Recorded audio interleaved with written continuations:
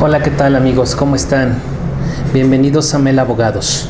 Hoy traemos un tema que es de su interés. Hemos visto en las recientes fechas los terremotos que sacudieron a nuestra ciudad y bueno, no podemos evitar tratar este tema con la seriedad posible, desde luego. Y pues bueno, lo hemos titulado Indemnización por terremotos, consideraciones para su procedencia. La responsabilidad civil comporta algo más que una forma de sanción. La reparación de daños es fundamentalmente la satisfacción del acreedor del crédito que ha nacido a su favor derivado de un hecho ilícito. La reparación del daño no busca en sí el castigo del autor, sino más bien la indemnización de los perjuicios irrogados al acreedor. La sanción hacia el agente activo del hecho ilícito tiene la base en la conducta dolosa o culposa de este sujeto.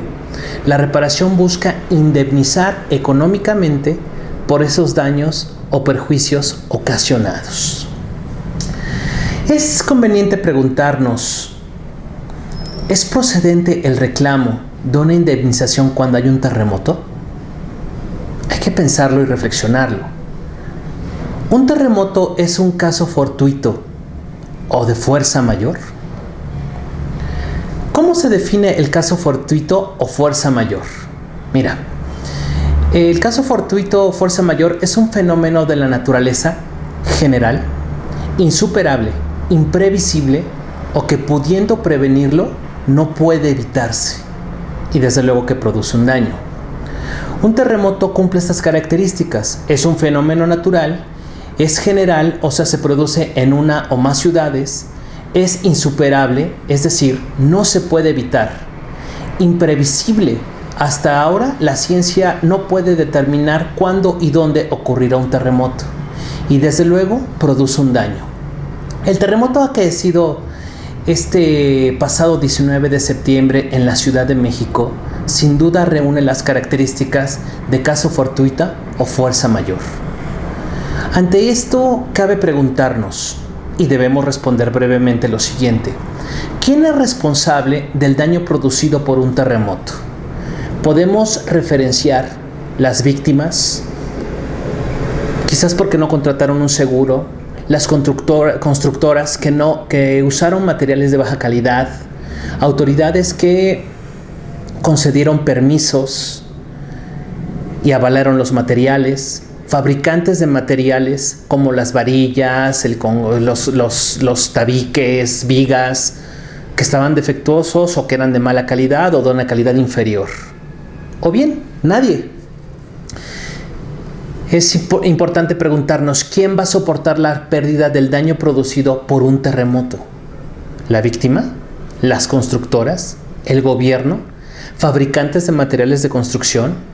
Fíjate, la fracción quinta del artículo 2017 del Código Civil señala: si la cosa se pierde por caso fortuito o fuerza mayor, que es el caso, la obligación queda sin efecto y el dueño sufre la pérdida, a menos que otra cosa se haya convenido.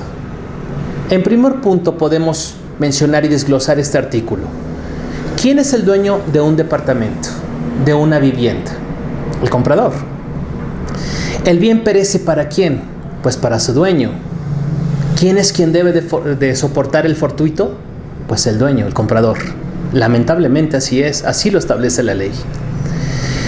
El segundo punto dice esta fracción del artículo 2017 del Código Civil que estamos mencionando: nadie está obligado al caso fortuito, sino cuando ha dado causa o contribuido a él, cuando ha aceptado expresamente esa responsabilidad o cuando la ley la impone.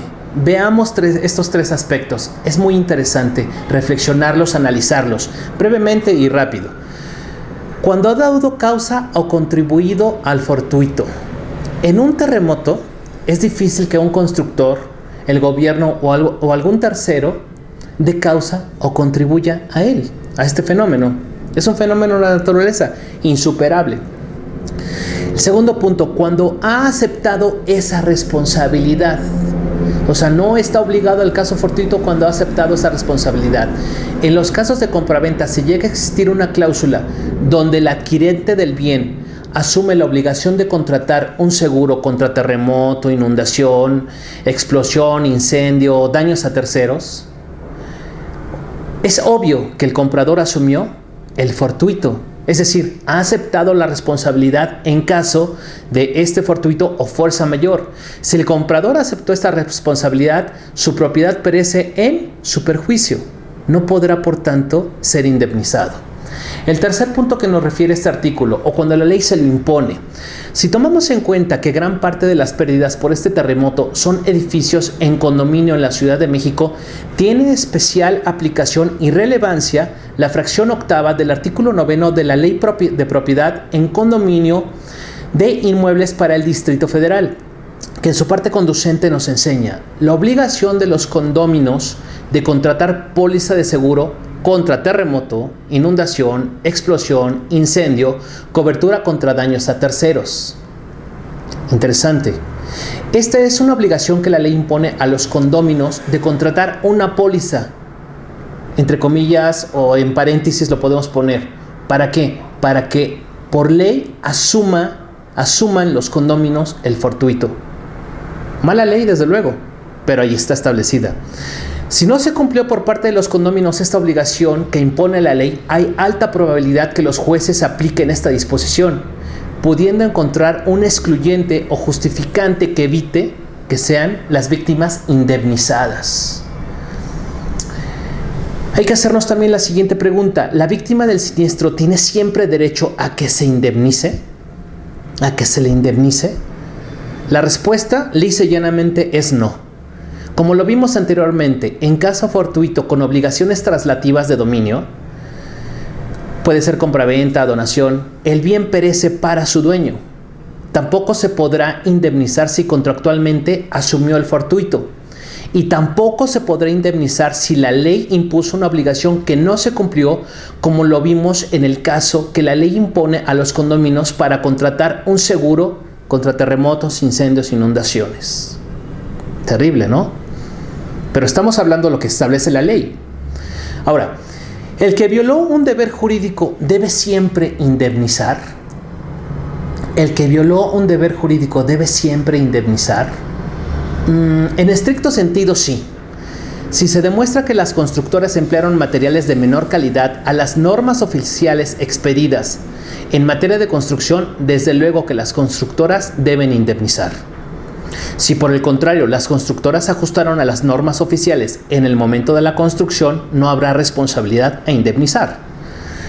También si se demuestra que el gobierno autorizó la edificación de construcciones fuera de los parámetros de la ley, este es quien será responsable y deberá indemnizar a las víctimas. Además, también tendrá que verificarse a los fabricantes de los materiales usados en estas construcciones que se vinieron abajo, para determinar también su grado de responsabilidad por omisiones cometidas en la fabricación de los materiales empleados, o que no cumplían esos materiales las normas oficiales del momento en que se construyó. Ahora, las constructoras fabricantes de materiales, las constructoras, los fabricantes de materiales, el gobierno, ¿tendrán la documentación que ampara estas construcciones, los permisos, la compra de los materiales, etcétera? Hay que reflexionarlo. Por ley se tiene la obligación de conservar los documentos de un negocio por un plazo mínimo de 10 años. Y hay construcciones que ya rebasaron esos 10 años. Por tanto, es importante tomarlo y reflexionarlo y desde luego anotarlo. Me despido y me quiero despedir de ustedes, como lo decía Luis José Rand. Tenemos sed de justicia, esto es, de equilibrio jurídico, y cuando sucede un desastre, buscamos al responsable. Queremos que haya un responsable. Antes de cualquier operación legal que vayas a celebrar, asesórate de un buen abogado, de un abogado que sea litigante, que determine los alcances y limitaciones contractuales del acto jurídico que has celebrado, que vas a celebrar. Fíjate, por no consultar a un buen abogado, no te quedes en una posición de desventaja. Es muy triste ver que las personas tienen ese deseo porque obtengan justicia y no puedan obtenerla porque se vieron limitados jurídicamente, como lo hemos platicado a lo largo de este tema que estamos tratando, ¿sí? Por no haberse asesorado. Busca asesorarte. Nosotros te agradecemos en este canal de Mel. Esperemos que te suscribas y que te haya gustado este tema que hemos tratado muy rápidamente. Y te invitamos desde luego a que nos contactes vía Facebook o que nos contactes vía Twitter. Estamos a tus órdenes, estamos a la disposición de ustedes para cualquier tema que deseen que podamos tratar en lo futuro. Yo me despido y que te vaya muy, muy bien.